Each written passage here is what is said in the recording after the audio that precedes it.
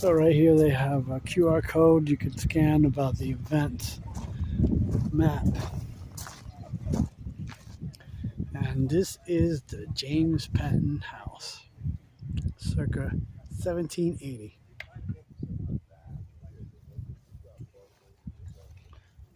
And apparently the museum is open already.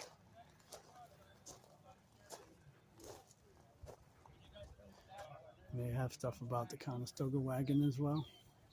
Hi, good morning.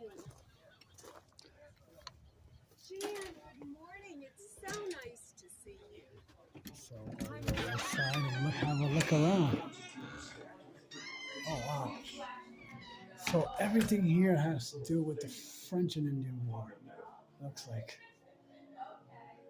Washington's only Indian ally leaves. We have no choice. Oh my goodness. We will make our stand here. The French have no such problems with their native Wow. allies. They arrive accompanied by 100 Shawnee, Mingo, and Delaware warriors. A little bit of About 9 o'clock footage. in July, the enemy advanced with shouts and dismal Indian yells. Washington intends to fight face-to-face. Hello there. Hello. European style.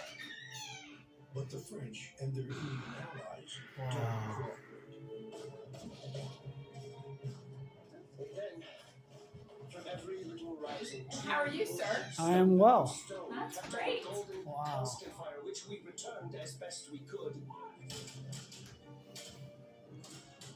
Till late in the afternoon, when there fell the most tremendous rain that can be conceived. The provincial officer on top of Fort Loudoun. Siege of Fort Loudoun.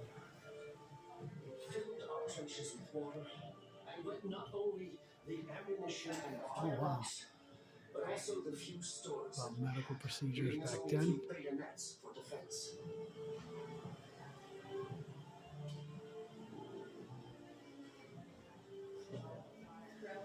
Wow.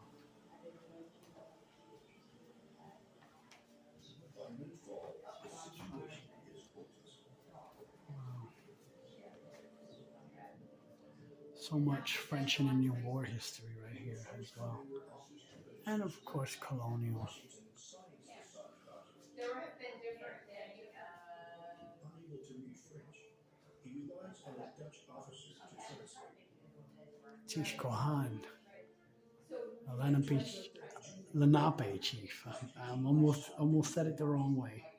Some people say it Lenape and Lenape, but it's Lenape. Is the proper pronunciation from what I was told at 2 locations already. Oh wow. K Foreman. K what? So we're in the gift shop now. Yeah. Wagner Pharmacy. Have you seen me at Wagner Pharmacy? Yes, that's it. Yes, because I used to work there. Yes, that's it. Because my mom and dad would get medicines there. Mhm. Yes. Okay. Are you That's where I making know a- it from. I don't work Video. there anymore. Oh, okay.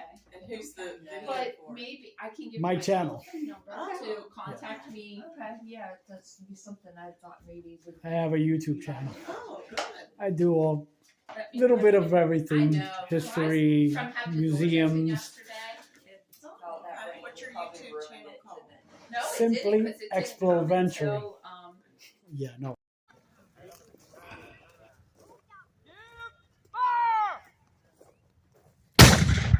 Cool.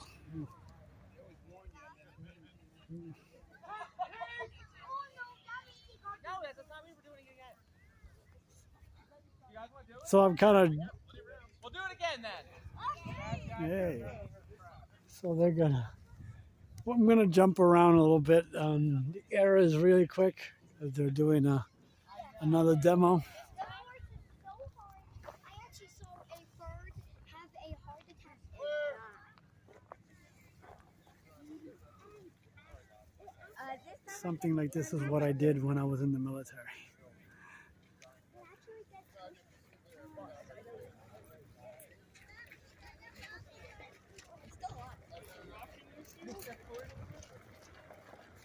Charge!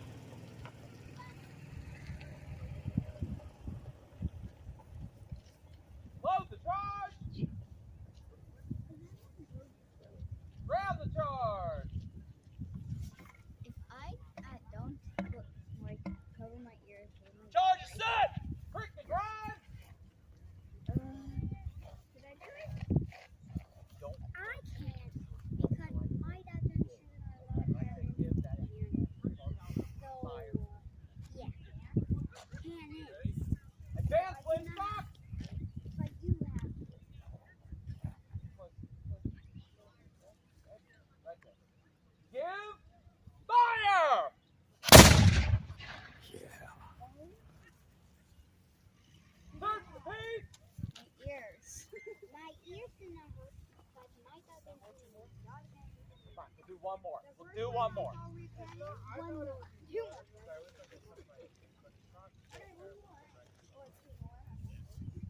And then they talk about it. Who's like me? Hey, you get this whole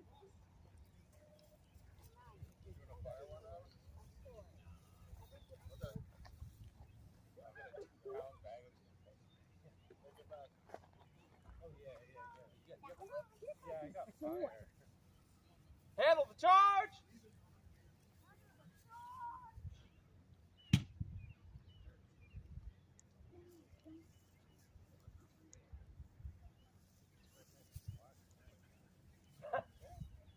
Load the charge. They're brand new. They're shiny. Ram the charge.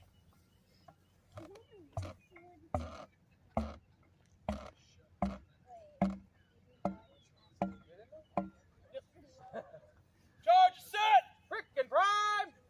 That doesn't mean it. You were not.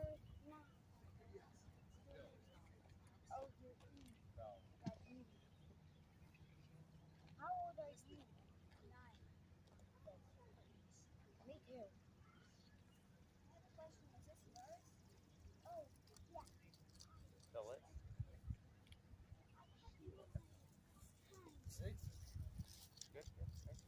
Cancel in stock. Give fire!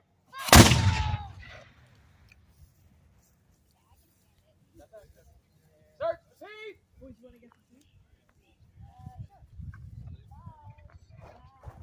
Bye. I'm getting close to my ear.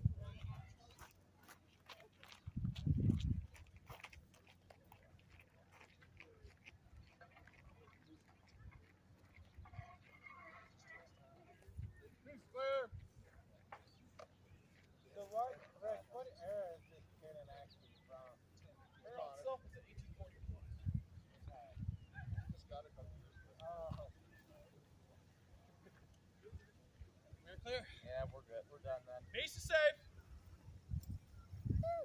Now we're gonna continue on to the next You don't. era. Exactly. I almost basically was wearing this all day until it started raining yesterday because, and you're very mobile with chainmail as opposed to like the plate, armor down there. That's a galley glass from the charter for the city of Dublin, 1583, which is fairly late. Yeah, our firearms are in play at that point, but He looks like he's something from out of the Viking. yeah, they fought with a battle axe. They're actually There's a halberd. Yeah, because the Irish originally brought them over. Gallaglass means foreign warrior. They were kind of mercenaries originally. They were fellow Gaelic speakers because for the Viking influence of them settling those areas, they had learned how to fight with a battle axe. And the Irish brought them over as mercenaries, then they just stayed in Ireland for the next 300 These years. are the lighter armed Irish because it's called kerns, and they would just carry their swords rather than have them strapped to a belt. They wore a linen shirt dyed with saffron, which came from Spain, and they actually didn't use saffron. So they fade after a while. We've got one, there's a couple of them now faded, one around the world also they're starting to fade. And you sometimes see that in the illustrations, that they're beginning to fade to a tan color almost. These guys have taken off their jackets because, as the Lord Deputy Robin said, when they come to the picker, when they start to fight, they actually fight with just their shirts. And they go bare-legged and bare-footed because they want better purchase on wet ground. Yeah, you can see that there's a shield over there, Targe. This guy could be holding a shield, but instead of you keep your hand still being able to use your hand, you would just use a plate armor Just on the just on the one arm. So you can. This would be for that part. Probably something like this. You can shield off blows with that, So targes were in use in Ireland too? Yeah. Oh yeah. That's based on an Irish. That's charge. the O'Donovan family charge. It's in their house to this day, along with a knife. There's a story behind the it. bagpipes as well, by the way. That was used kind of like bugle calls for forward. You see the retreat. piper there, and he appears as well with these people. That was their military instrument in the Gaelic countries. The Scots began using it that way as well. And they kind of preserved it to this day in the British Army, ironically enough. Watch it, bud. So that's who we have to thank for the survival of the bagpipe, because it was on its way out after the Scots were conquered. The Irish stopped using it a little bit earlier, but it was the same tradition. So a lot of the music was the same across the North Channel. If you got any questions, they have. This is the typically Irish sword. It's a ring hilted or ring pommeled sword. They would hilt them themselves from blades that were imported, brought in oftentimes by Spanish fishermen who would bring bundles of German blades. And the local smiths would hilt them with a particularly Irish type of hilt.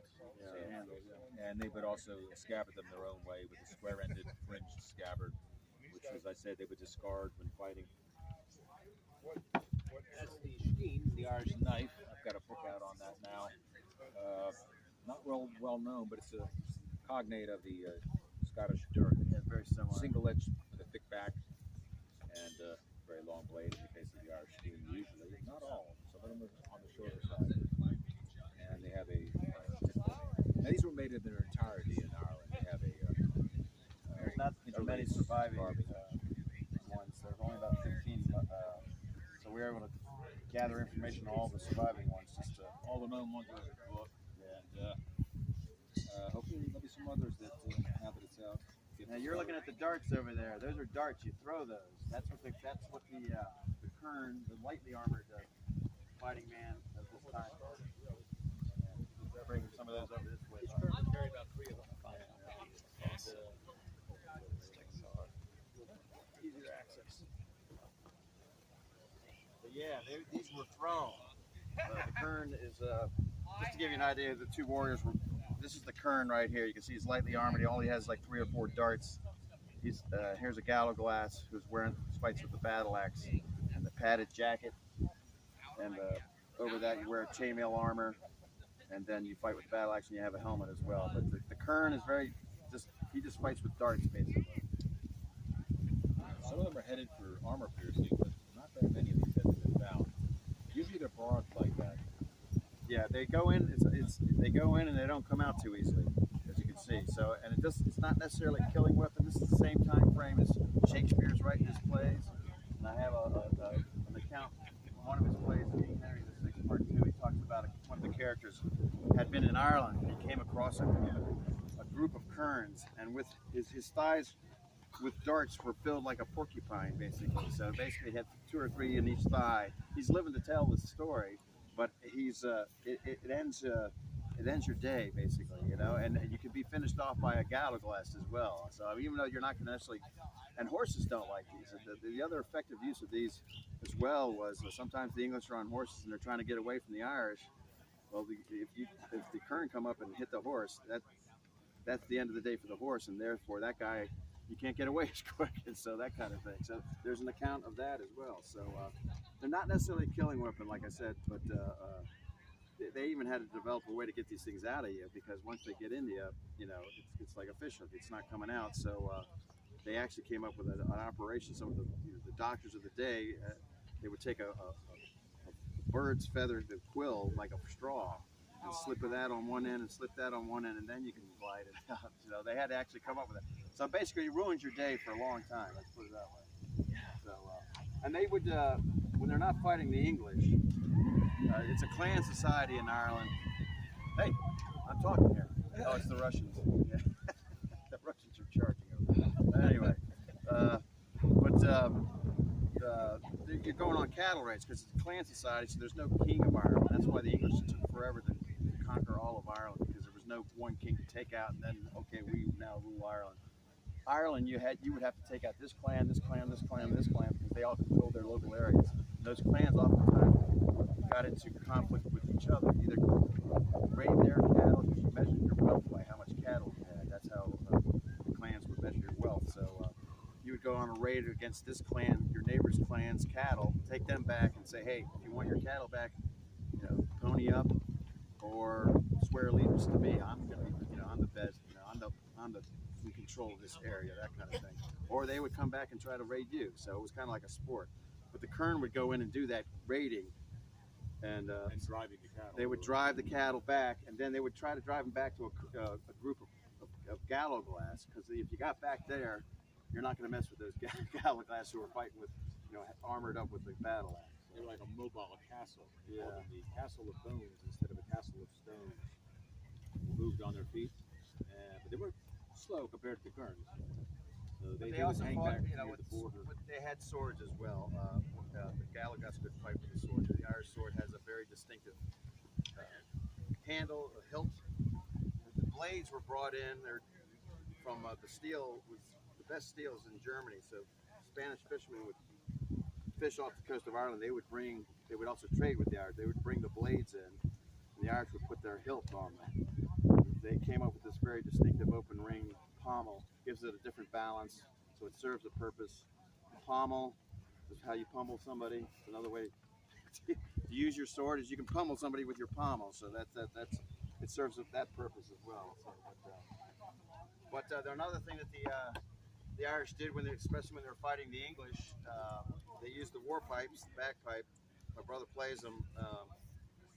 They would have distinctive calls. The English knew. They could recognize the Irish, you know, if they were retreating because they could hear that bagpipe, and they knew the call that they're now they're going they're retreating or they're going to come forward, that kind of thing. So they use the bagpipe, and it's a very effective outdoor instrument for that. So, yeah. Any questions? What are the Yes. This is it looks like. And you could clobber somebody with one of these, but it's actually the national sport of Ireland is called hurling. It's still played to this day. And you see that tree over there? At the very bottom of the tree, a tree branches into the ground. So they still make the sticks to this day the same way, but this one is actually based on one that dates from the 1500s. We know the game was important to the people who were portraying the gallaglass. There's a gallaglass gravestone with an Irish sword. And it's a gallaglass grave, Irish sword, and we're carved in it. Right next to the sword is a stick like this, and the ball right there, carved into the gravestone. So the sport's played to this day. You can look up Irish hurling on YouTube. It's the fastest team sport in the world on 2 feet. The shape of the stick now is made the same way, but it's more semicircular, and so it's played mostly in the air. You throw it up and you hit it. Field's much longer than a football field or a soccer field, but it has like 2 soccer goals with goal posts. So if you're over 100 yards out and you're in the clear, you just throw that ball up and hit it. It's like hitting a home run, you know. You're trying to get it over that crossbar between the 2 goal posts, that's 1 point. That's how you score most of your points. If you get close to the goal and you put it into the goal, that's 3 points. So you score most of your points from really far out. Over 100 yards sometimes. The guy will just be in the clear and throw the ball up. But it's like basketball. You have to dribble in basketball.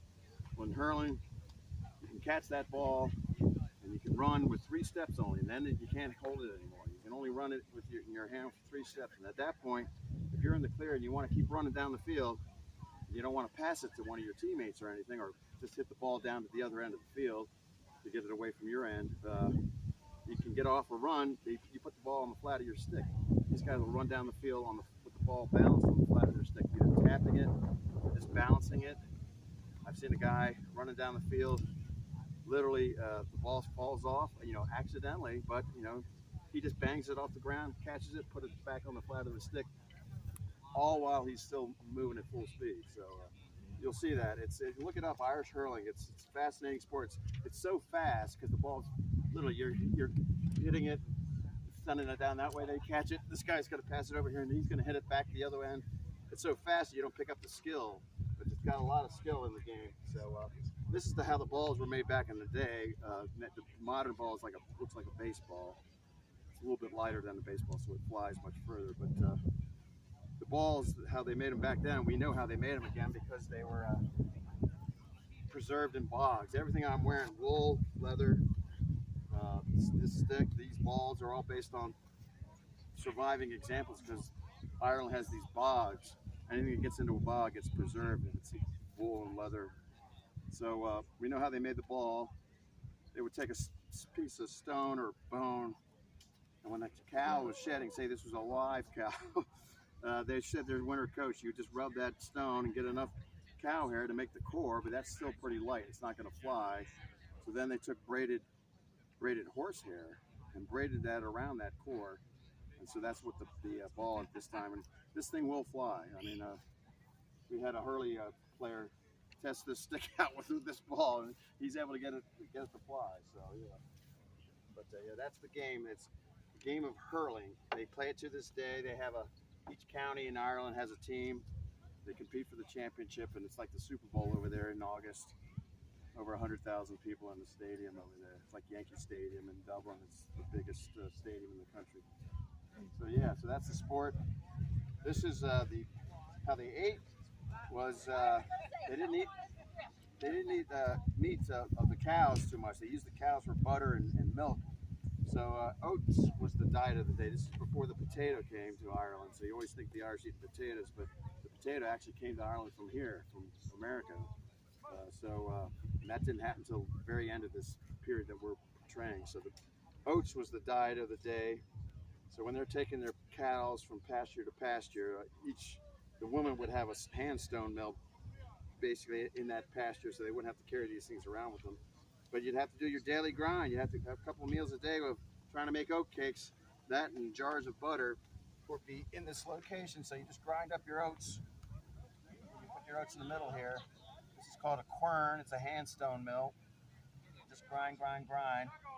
And you grind it up until you get enough flour to make yourself, mix it with water and roll it out like a pancake. You make yourself an oat cake, and that and butter was like the main diet of the day. So,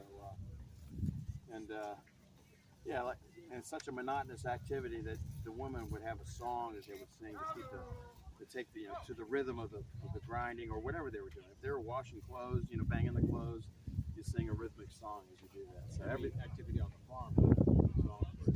it takes the the tedium and the boredom out of it, and so because it's labor, so you want to. It's just that you take your mind off of what you're what you're doing, so a little bit. So, but yeah. Any questions about anything? Anybody want to be a gallaglass? You can wear a gallaglass helmet.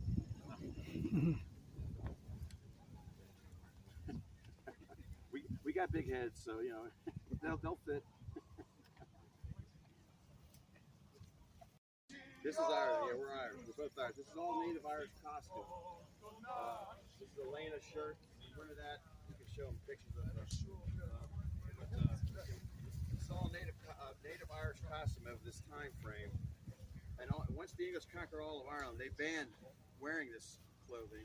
Yeah, your fingers might get a little greasy, but you can wipe them off on the ground. You can pick it up if you want. If you're willing to get your fingers greasy. But once you get the 1, 2, 3, go. Fancy. So we are currently enjoying a nice little bit of relaxation after shooting off the gun. I caught that already. But Dorothy over there is a 6-pounder. She's called a 6-pounder because we shoot a 6-pound iron shot from her. Yeah. But we also have other options, such as shooting bar shot, and then grape shot. Cool. So your anti-personnel, I don't know. and your anti-ship rigging and sails. So this would be more like grape shot? Yep. Okay. Yeah. Well, I have one less eye than the last time we saw one another. Yeah, okay. I'm sorry. How are you? Yeah, okay, man. So you would have been on a ship? Yes. Yes. So that's why I saw the Jolly Roger Yep, there. we would have been with Henry. So he actually was here in Pennsylvania at one point even. Oh, wow. Yeah, he raided from Delaware all the way down to India. Oh, wow. He got around. I didn't know that. Cool. At one point, the crew of the Fancy was Philadelphia. He was the mayor of Philadelphia. Yeah. Had a little conflict even.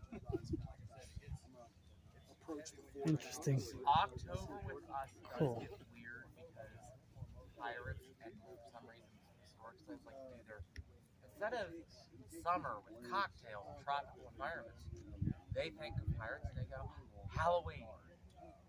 Do you need to approach the board about? So, the school was sold to the law, and as if worse comes to worse, maybe school service. It could just be another.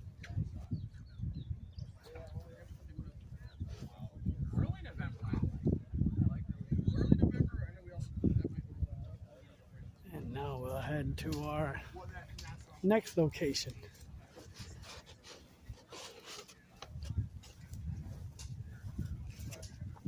So like I said, I'm making my way around to the different eras of time.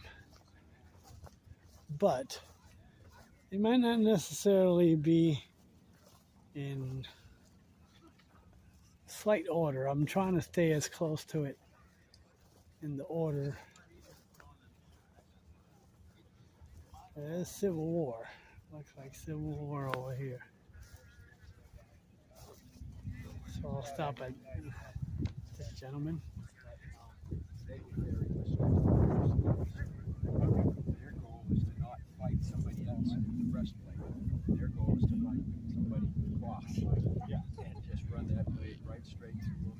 And hope as the dead man turns in his saddle and you're going past him. Catch him in the ribs, your sword may stick. Yeah. You lost your sword because it's right.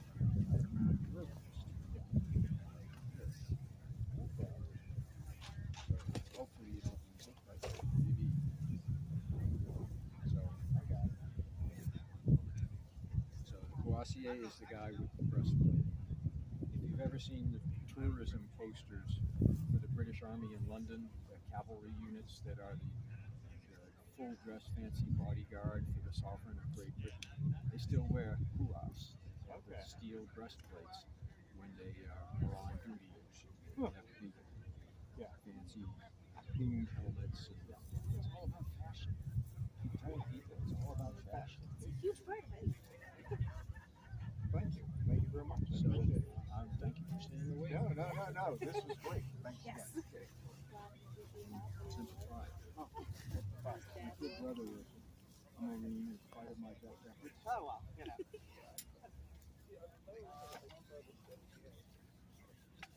What forces are you in? I am a soldier of the Emperor Napoleon. Napoleon. We had that one. And yes, it's true. He never made it to the American location, and no French soldiers of his came here. But since this is a walk through time, and no Romans came here either, so I don't feel too bad being here. No, it's exciting. I wear the uniform of an officer of light cavalry in a particular style of regiment called hussars. I told you. You said you were a hussy. I'm not. The hussars were reconnaissance forces out in front of the army, off to the sides, looking for the bad guys, trying to start a fight. So we find out exactly where they are when they fire their weapons, and maybe we find their camp and all that. We start a fight, and then we run away, and the big guys with the big horses and the long straight swords and the lances, they come in and finish the fight. We're not intended to be a long-standing combat force. We're just the troublemakers of the battle. And more than that, we're the eyes and the ears of the commander. We're his scouts. There are about maybe 800 men in a regiment in French cavalry. Napoleon, at the largest size of his army, had 20 regiments of hussars, 20 regiments of cuirassiers, the heavy cavalrymen, and approximately 20 regiments of dragoons, people who weren't too small and weren't too big, would ride like crazy to the fight, get off their horse and fight on foot. I guess there was a reason for it, but it escapes me.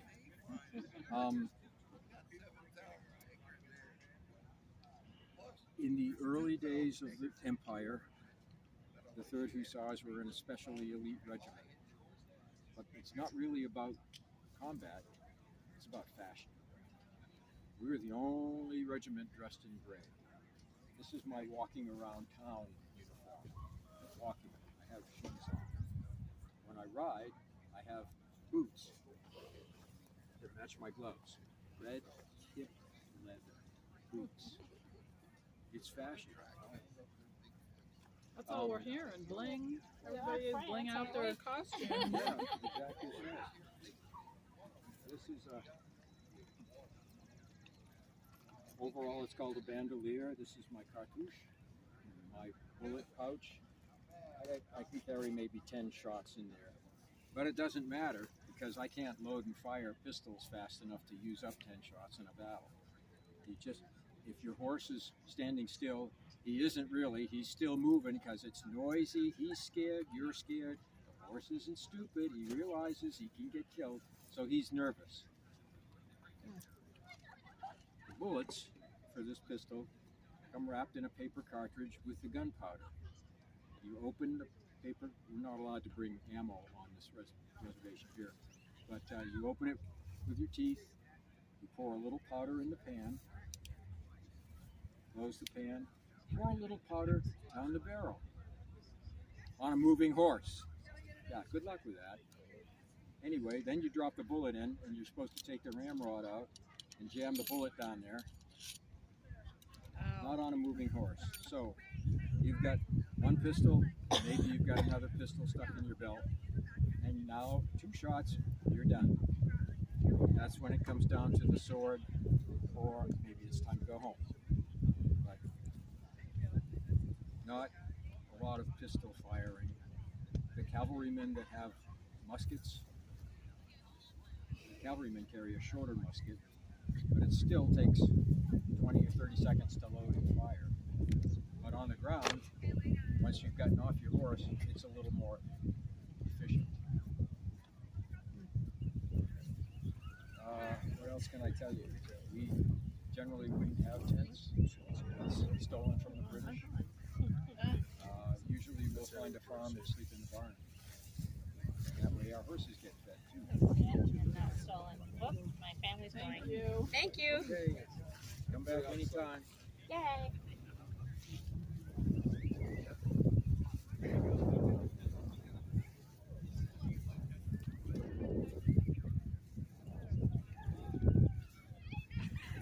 Questions? No, thank you for the history.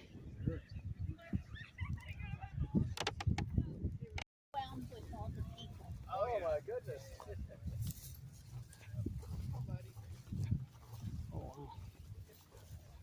How you doing? Alrighty. So, what era do you represent? This is Napoleonic Wars. Also, The British Army, the Redcoats, fighting against Napoleon. And a specialized unit, which is why we're in green, formed strictly to fight Napoleon in 1800 and got our number in 1803. Every man in the unit had a rifle as compared to the French who had muskets. So we had a 200-yard range over them that we could engage them before they could shoot back. It worked out very effectively. We were doing a good job. Shooting primarily French officers, and then the NCOs and the artillery.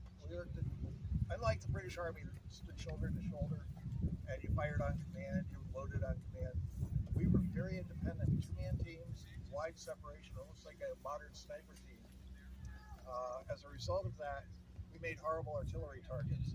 So we could get to within 300 yards of the artillery, which was Napoleon's favorite offense weapon, and start picking off their artillery.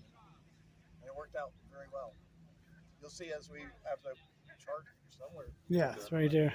You're in the right. Battle Yep. It goes all the way from 1800 up to 1815, to include New Orleans, the Battle of New Orleans in America. Oh, wow. And in 1815, they were going to downsize the British Army. 95th had a high number, so it was on the chopping block. Wellington, General Wellington said no. Redesignated the Rifle Brigade, will still exist as the Rifle. They're still specialized unit. They're still in green. All right. And it's a field uniform. It's not a parade uniform. All your belts, everything is black. The rifle was supposed to be functional and clean. It's not supposed to be polished, which is why it has a brown barrel and the brass is not supposed to be shiny. Okay.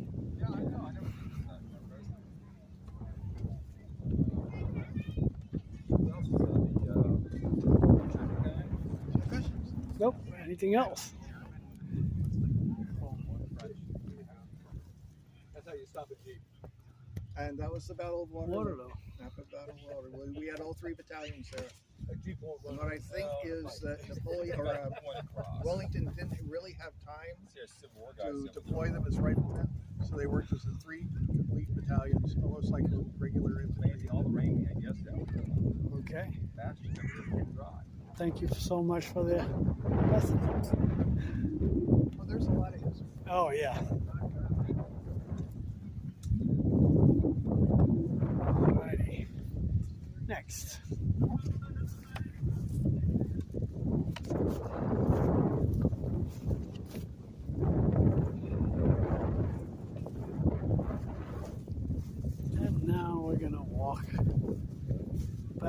I presume to be Civil War.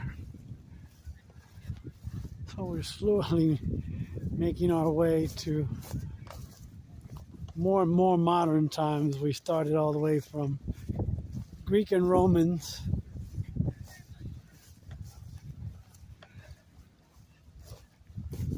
Hopefully we'll be able to do all the timelines by the end of the day.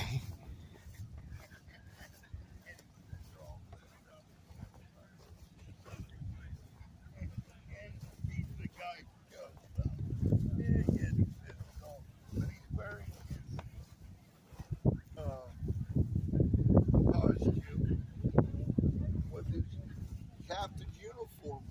How you doing?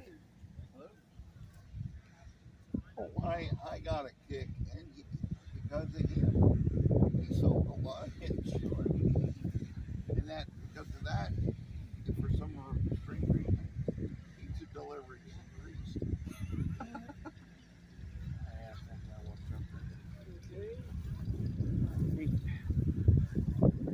Daniel, guess what? We'll probably end up doing some Civil War at Adam Stevens' house.